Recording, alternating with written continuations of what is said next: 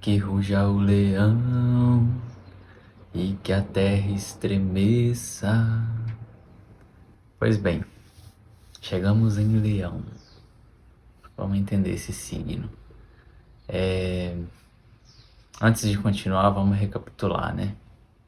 A gente já passou pelo primeiro nível dos 4 elementos: Áries, Touro, Gêmeos e Câncer.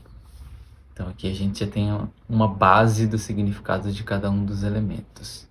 O objetivo é desenvolver os 12 signos, porque é isso que nos leva para a verdadeira humanização. Se em Áries a gente nasce, é a primeira respiração, em Touro a gente encontra o corpo e aquilo que a gente tem como dom, em Gêmeos a gente encontra a palavra, a comunicação e a conexão racional que a gente consegue fazer com outras pessoas. Em Câncer, a gente encontra a nossa mãe, a nossa família e observa que o ser humano sente coisas. A gente é movido também pelos sentimentos. Então, fogo, ação, terra, matéria, ar, intelecto, água, sentimento. E aí quando a gente chega em Leão, a gente reencontra o elemento fogo, porém com outra modalidade. Para poder a gente entender um signo, a gente tem que saber a origem do signo. O signo de Leão vem do elemento fogo, que vem da polaridade Yang. Porém, a modalidade do signo de Leão, ela é fixa. Como que podemos ilustrar isso? A gente encontra em Áries o fogo cardinal, certo? O fogo que dá início ao elemento fogo. Em Leão, a gente encontra o fogo fixo. Depois que a gente acende o fogo, a tendência dele é permanecer por um tempo. Essa permanência do elemento fogo ativo, aceso, a gente chama de Leão. Um exemplo melhor para poder ilustrar isso é: Áries é o isqueiro, o fósforo, que vai acender a fogueira, e a fogueira é o signo de Leão. E o que a gente faz numa fogueira, por exemplo? Principalmente em tempo de frio, a gente vai sentar em volta da fogueira.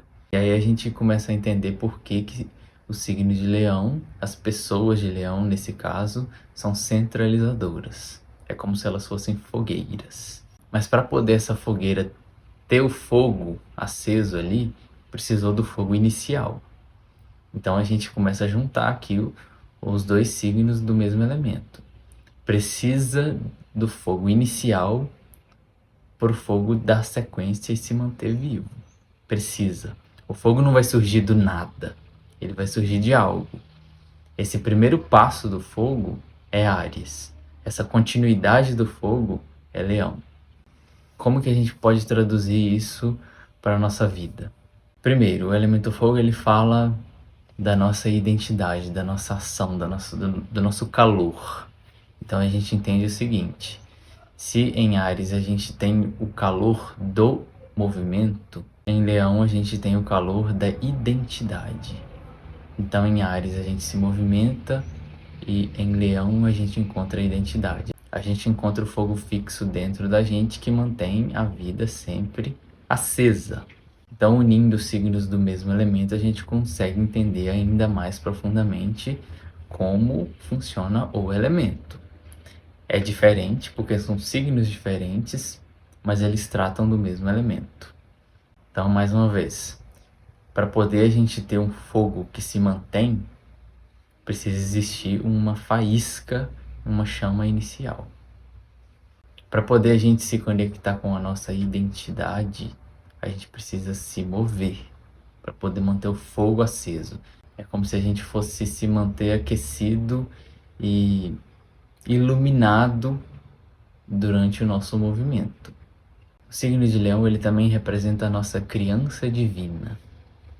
O que eu quero dizer com isso? Vamos lá, a gente encontrou 3 tipos de criança até aqui, né? A criança de Gêmeos, que é aquela parte nossa que está sempre curiosa, querendo aprender e saber mais. A nossa curiosidade, ela também pode ser vista como uma função criança dentro da gente. A abertura para o aprendizado. Em Câncer, a gente encontra a criança emocional, sentimental, conectada à mãe, e essa necessidade de se sentir pertencente a uma família, que a gente encontra ela regida pela lua, essa parte emocional que deve ser cuidada. E em Leão a gente encontra a criança divina, que representa que somos filhos de Deus, vamos colocar assim. Somos filhos de algo maior. De alguma forma somos especiais perante um olhar mais superior a nós. Isso é Leão. Cada pessoa é especial a seu modo. Leão vai representar essa criança divina que tem a alegria de viver, que tem a conexão com algo tão vivo, tão grandioso, que vai nos dar a vontade de continuar vivendo. Então, Leão é um signo relacionado à alegria. Uma pessoa, por exemplo, que não tem muita alegria na vida, pode ser uma pessoa que tem o signo de Leão em subdesenvolvimento. Os signos precisam ser cultivados e desenvolvidos dentro da gente. Uma pessoa não precisa ser de um signo para poder viver aquele signo. Todo mundo é Leão também.